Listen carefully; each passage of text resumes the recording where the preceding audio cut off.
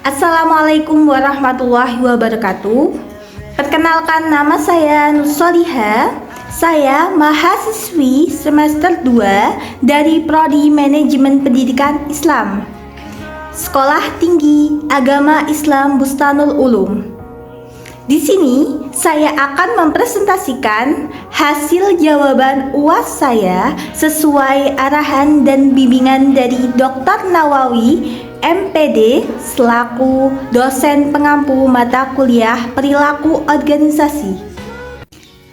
Langsung saja pada soal nomor 1, Abraham Maslow mengidentifikasi 5 tingkat dalam hierarki kebutuhan.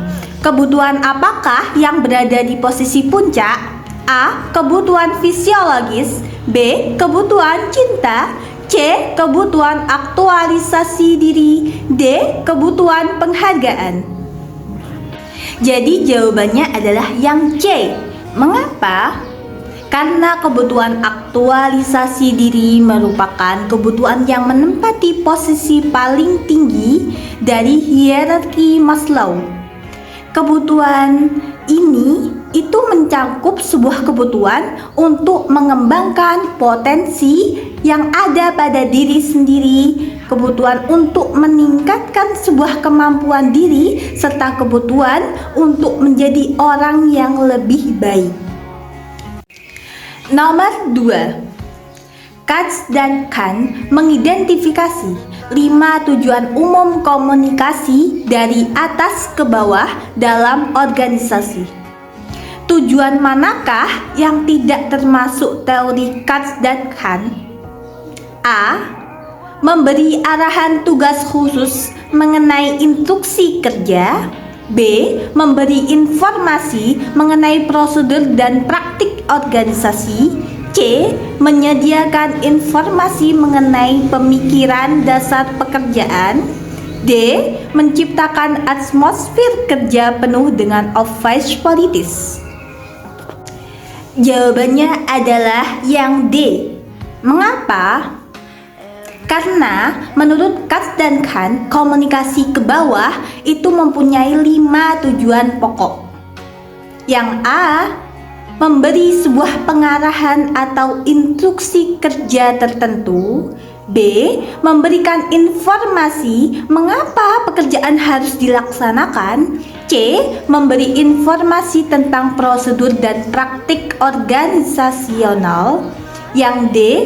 Memberikan umpan balik pelaksanaan kerja kepada karyawan.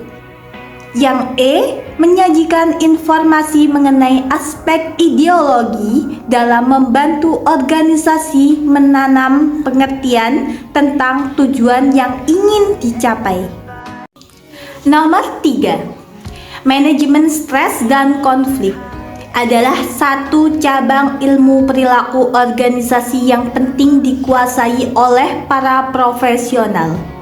Stres biasanya diasosiasikan dengan kondisi psikologis yang negatif. Walaupun demikian, ada juga jenis stres yang bersifat positif, yakni A. Distress, B. Eustress, C. Good stress, D. Psychostress. Jadi jawabannya adalah yang B dan C, yaitu eustress dan good stress. Mengapa? Karena eustress dan good stress itu merupakan suatu jenis yang dirasakan individu saat sedang bersemangat. Nah, biasanya itu stres ini yang berdampak positif yang bersifat jangka pendek. Nah, kondisi ini itu muncul pada saat kamu memulai suatu pekerjaan baru, mengunjungi tempat baru, atau sekedar menonton film horor. Selanjutnya adalah soal esai nomor 1. Komunikasi antar budaya dalam organisasi modern menjadi faktor keberhasilan organisasi di pentas global.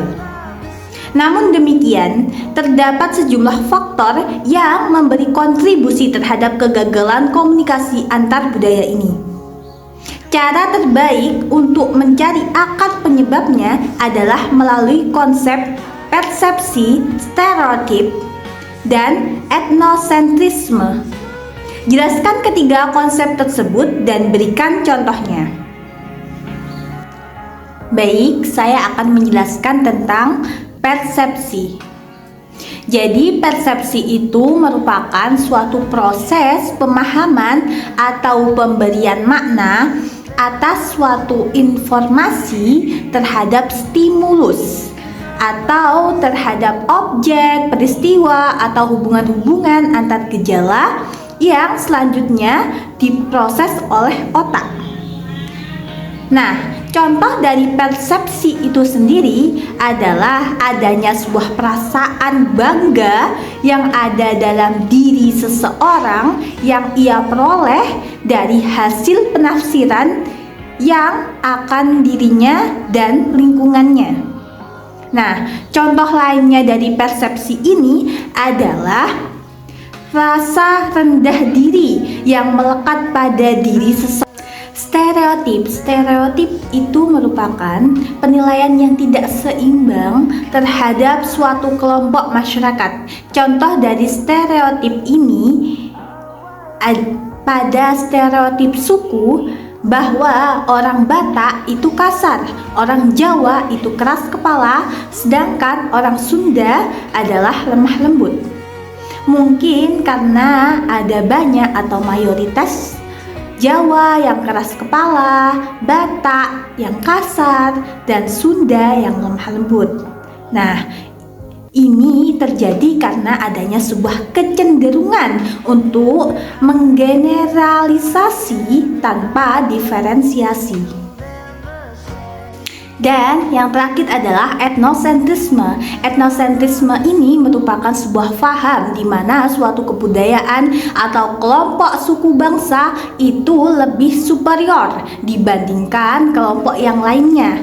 Contohnya adalah orang yang mengejek, menghindari, bahkan menindas teman dari daerah lain karena mereka memiliki tampilan fisik yang berbeda dari mayoritas pada lingkungan tersebut. Soal nomor 2 dalam skema penyelesaian masalah kepemimpinan menurut konsep situational leadership, ada 4 tipe pengikut bawahan yang memiliki sebuah kondisi dan karakteristik yang berbeda. Oleh karena itu, sebagai pemimpin, Anda perlu memahami dan melakukan aksi kepemimpinan yang sesuai dengan kondisi karakter bawahan Anda. Jelaskan menurut konsep situational leadership. A. 4 kondisi karakter bawahan. B. 4 aksi kepemimpinan yang paling tepat untuk keempat karakter bawahan di atas dan sebutkan alasannya. 4 kondisi dan karakter bawahan. Nah, yang pertama adalah pada level pengembangan karyawan yang belum memiliki kapabilitas atau kompetensi yang cukup. Yang kedua adalah level pengembangan karyawan yang mulai memahami pekerjaannya. Yang ketiga, karyawan yang sudah cukup mampu dan memiliki sebuah kapasitas serta kompetensi yang cukup. Yang keempat, karyawan yang sudah sangat kompeten dalam melaksanakan tugasnya. Lalu yang B tentang kepemimpinan yang tepat untuk menghadapi karakter bawahan. Yang pertama, pada karakter level pengembangan karyawan yang belum memiliki kapabilitas atau kompetensi yang cukup. Itu membutuhkan gaya kepemimpinan yang direktif, yang mana lebih banyak memberikan petunjuk untuk menyelesaikan sebuah pekerjaan melalui sportif. Menyelesaikan pekerjaannya dengan cara yang benar menjadi perhatian yang utama. Nah, yang kedua, pada level pengembangan karyawan yang mulai memahami pekerjaannya, itu membutuhkan kepemimpinan dengan gaya pelatih sering memberikan petunjuk untuk menyelesaikan sebuah pekerjaan, tetapi juga dekat dengan karyawan sportif untuk melakukan karyawan agar lebih baik dalam menyelesaikan pekerjaannya.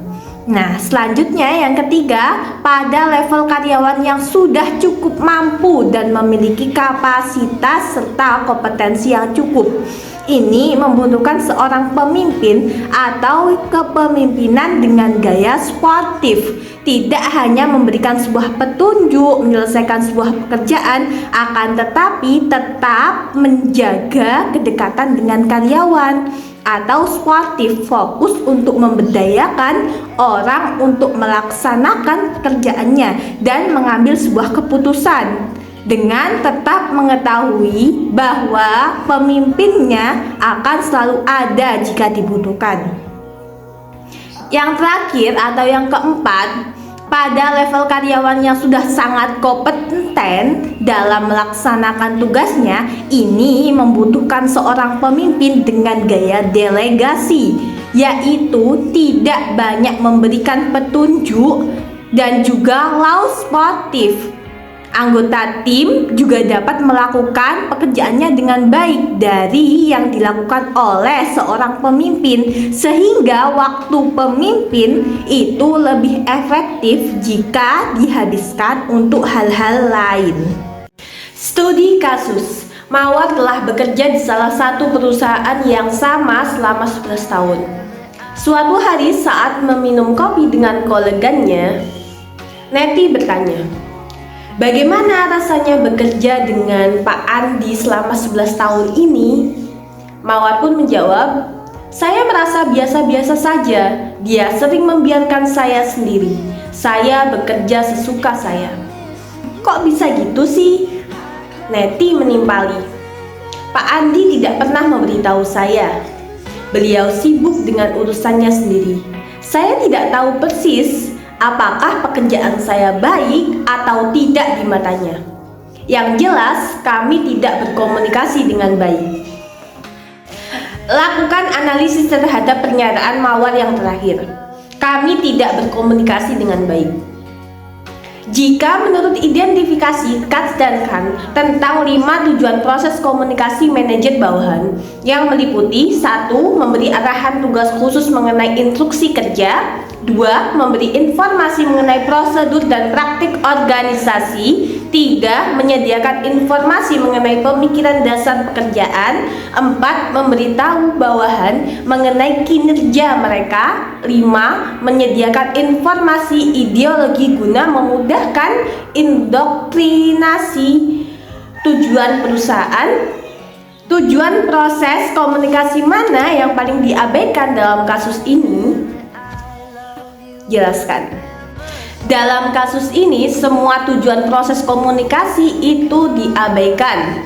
Mulai dari memberi arahan tugas khusus mengenai instruksi kerja, memberi informasi mengenai prosedur dan praktik organisasi, menyediakan informasi mengenai pemikiran dasar pekerjaan, memberitahu bawahan mengenai kinerja mereka, menyediakan informasi ideologi guna memudahkan indoktrinasi tujuan perusahaan.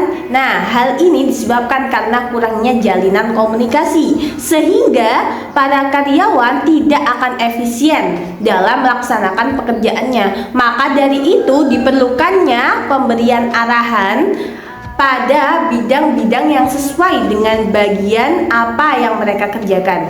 Nah, tidak hanya pada prosedur atau cara-cara praktik dalam pekerjaannya yang diberikan manajer atau atasan, hal-hal seperti inilah biasanya sangat berdampak pada hasil kinerja karyawan, sehingga hasilnya menjadi kurang maksimal atau kurang memuaskan. Selanjutnya, tidak adanya penyediaan informasi mengenai pemikiran atau ide dasar dalam satu pekerjaan, kurangnya update dalam informasi yang berakibat fatal, berakibat ketertinggalan dalam suatu perkembangan informasi, pengetahuan, teknologi. Nah, untuk itu setiap perusahaan diperlukannya teknologi yang canggih sehingga para pekerja atau karyawan itu mampu dapat memuat segala bentuk informasi dengan mudah dan cepat.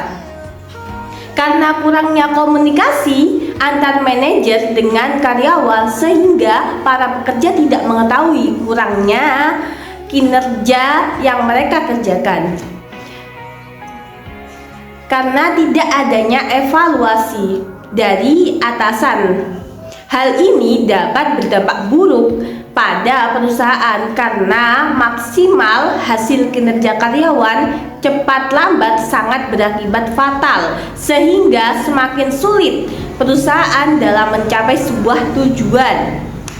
Seharusnya pada setiap perusahaan sudah siap akan menampung segala informasi, terutama indoktrinasi tujuan perusahaan.